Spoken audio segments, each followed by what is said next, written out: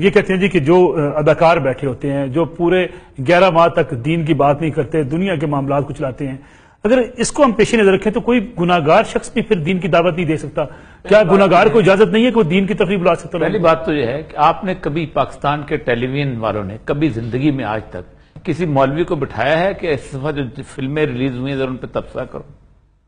کبھی بلایا کہ یہ ڈراموں کے کانٹینٹ کے اوپر ذرا گفتگو کرو، ان کی ڈائریکشنز دیکھو؟ کبھی کرنٹ افیئرز کے پروگرام کے آپ نے 4 کک بلا کے بٹھائے کہ تشریف لائیے، آپ ذرا بتائیے کہ انٹرنیشنل سچویشن کیا ہے اور اس وقت جو جرمنی نے یہ کر دیا اس کا کیا ہوا؟ تمسخر آپ صرف دین رہ گیا کہ آپ جس شخص کو دین آتا نہیں ہے وہاں تو آپ ڈھونڈ کے نکالتے ہو کہ یار ایسا بندہ لاؤ جس کو پتا ہو فورن پالیسی کیا چیز ہوتی ہے، ایسا بندہ لاؤ جس کو پولیٹیکل سائنس پتا ہوتی ہے کیا چیز ہوتی ہے، ایسا بندہ لاؤ کہ جس کو ایٹ لیسٹ کم از کم فلم کا پتا ہو، جس نے کوئی ڈائریکشن دیکھی، وہاں تو ڈھونڈ کے لے کے آتے ہو۔ یہاں بنیادی طور پر جس شخص کو قرآن کی آیت ٹھیک طرح نہیں آتی پڑھنی، جو شخص کلمہ طیبہ صحیح طرح نہیں پڑھتے، میں نے کئی دفعہ کلمہ طیبہ صحیح نہیں پڑھ رہے ہوتے، وہ شخص جو ہے وہ کھڑے ہو کے دین کے اوپر اتھارٹی کے ساتھ گفتگو کر رہے ہیں اور سوالات اور جوابات کر رہے ہیں۔ ایک اور میں آتا ہوں، لیکن اور یہ سب میزبان بھی نہیں بن سکتے؟ نہیں، پہلی بات ہے میزبان بھی تو ایک خاص ڈھنگ کا ہوتا ہے نا۔ میزبان کا تو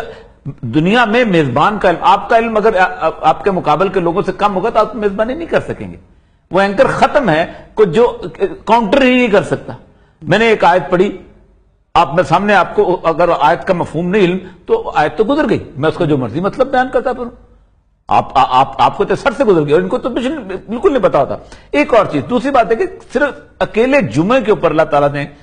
ایک آیت اتاری، سورہ جمعہ اتاری، سورہ جمعہ کی آخری آیت میں آپ کو سمجھ، وَإِذَا رَأَوْا تِجَارَةً أَوْ لَهْوًا انفضوا عَلَيْهَا وَتَرَكُوكَ قَائِمًا قُلْ مَا عِندَ اللَّهِ خَيْرٌ مِنَ اللَّهْوِ مِنَ التِّجَارَةِ وَاللَّهُ خَيْرُ الرَّازِقِينَ۔ اللہ نے کمال سے بات کی ہے اور یہ پورے کے پورے سے فٹ ہے کہ تجارت دیکھو اور لہو و لعب کو چھوڑ کے تم جمعے کی طرف آؤ۔ تمہیں نہیں پتا کہ جو کچھ تم تجارت اور لہو و لعب میں کرتے ہو، ٹھیک ہے،